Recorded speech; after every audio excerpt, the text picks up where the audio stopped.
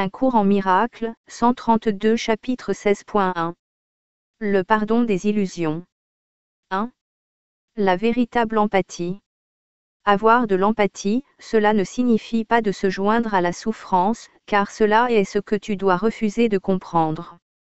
C'est ainsi que l'ego interprète l'empathie et il utilise toujours cette interprétation pour former une relation particulière dans laquelle la souffrance est partagée. La capacité d'empathie est très utile au Saint-Esprit, pourvu que tu le laisses l'utiliser à sa façon. Sa façon est très différente. Il ne comprend pas la souffrance et il voudrait que tu enseignes qu'elle n'est pas compréhensible. Quand il entre en relation par toi, il n'entre pas en relation avec un autre ego par l'entremise du tien. Il ne se joint pas à la douleur, car il comprend que la guérison de la douleur ne s'accomplit pas par de délirantes tentatives pour y entrer et la soulager en partageant le délire. La preuve la plus claire que l'empathie telle que l'ego l'utilise est destructrice réside dans le fait qu'elle ne s'applique qu'à certains types de problèmes et que chez certaines personnes.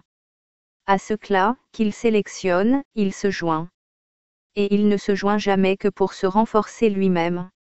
S'étant identifié avec ce qu'il pense comprendre, l'ego se voit lui-même et voudrait s'augmenter lui-même en partageant ce qui est comme lui.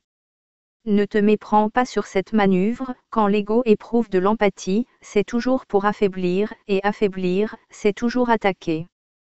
Tu ne sais pas ce que cela signifie d'avoir de l'empathie.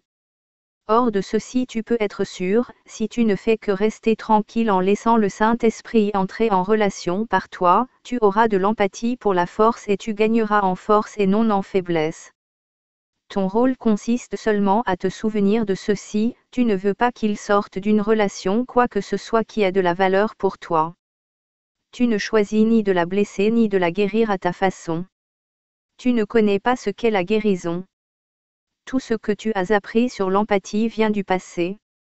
Et il n'est rien du passé que tu veuilles partager, car il n'est rien du passé que tu veuilles garder. N'utilise pas l'empathie pour rendre le passé réel et ainsi le perpétuer. Écarte-toi doucement et laisse la guérison être faite pour toi. Ne garde qu'une pensée à l'esprit et ne la perds pas de vue, si tant est que tu puisses être de juger une quelconque situation, et de déterminer ta réponse en la jugeant. Concentre ton esprit seulement sur ceci. Je ne suis pas seul, et je ne voudrais pas imposer le passé à mon invité. Je l'ai invité, et le voici. Je n'ai pas besoin de faire quoi que ce soit, sauf de ne pas interférer. La véritable empathie est de celui qui connaît ce qu'elle est. Tu apprendras l'interprétation qu'il en donne si tu le laisses utiliser ta capacité pour la force et non pour la faiblesse. Il ne te désertera pas, mais sois sûr que tu ne le désertes pas. L'humilité est une force en ce sens seulement, que reconnaître et accepter le fait que tu ne connais pas, c'est reconnaître et accepter le fait que lui connaît. Tu n'es pas sûr qu'il remplira son rôle, parce que tu n'as jamais encore rempli le tien complètement. Tu ne peux pas savoir comment répondre à ce que tu ne comprends pas. Ne t'y laisse pas tenter et ne cède pas à l'usage triomphant que l'ego fait de l'empathie pour sa gloire. Le triomphe de la faiblesse n'est pas ce que tu voudrais offrir à un frère. Et pourtant, tu ne reconnais pas d'autre triomphe. Cela n'est pas la connaissance, et la forme d'empathie qui amènerait cela est tellement distordue qu'elle emprisonne ce qu'elle voudrait libérer. Ceux qui ne sont pas rédimés ne peuvent rédimer, or ils ont un Rédempteur. N'essaie pas de lui enseigner. Toi, tu es l'apprenant, et lui, l'enseignant. Ne confonds pas ton rôle avec le sien, car cela n'apportera jamais la paix à qui que ce soit. Offre-lui ton empathie car c'est sa perception et sa force que tu voudrais partager. Et laisse-le t'offrir sa force et sa perception, pour que par toi elle soit partagée. La signification de l'amour est perdue dans toute relation qui se tourne vers la faiblesse en espérant y trouver l'amour. Le pouvoir de l'amour, qui est sa signification, réside dans la force de Dieu qui plane au-dessus et le bénit en silence en l'enveloppant de ses ailes guérissantes. Laisse faire, et n'essaie pas d'y substituer ton miracle. Je t'ai dit que si un frère te demande une sottise, de le faire.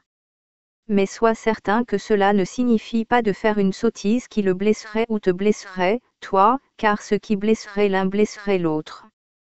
Les sottes requêtes sont sottes uniquement parce qu'elles sont en conflit, puisqu'elles contiennent toujours quelque élément de particularité. Seul le Saint-Esprit reconnaît les sots besoins aussi bien que les réels. Et il t'enseignera comment satisfaire les deux sans en perdre aucun. Tu tenteras, toi, de ne faire cela qu'en secret. Et tu penseras qu'en satisfaisant les besoins de l'un, tu n'en compromets pas un autre, parce que tu les gardes séparés et secrets l'un pour l'autre. Ce n'est pas la voie, car elle ne mène pas à la vie et à la vérité.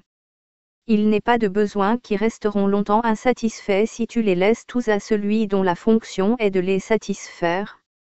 Cela est sa fonction, et non la tienne. Il ne les satisfera pas en secret, car il veut partager tout ce que tu donnes par lui. C'est pourquoi il le donne. Ce que tu donnes par lui est pour toute la filialité et non pour une partie. Laisse-lui sa fonction, car il la remplira si tu lui demandes seulement d'entrer dans tes relations et de les bénir pour toi.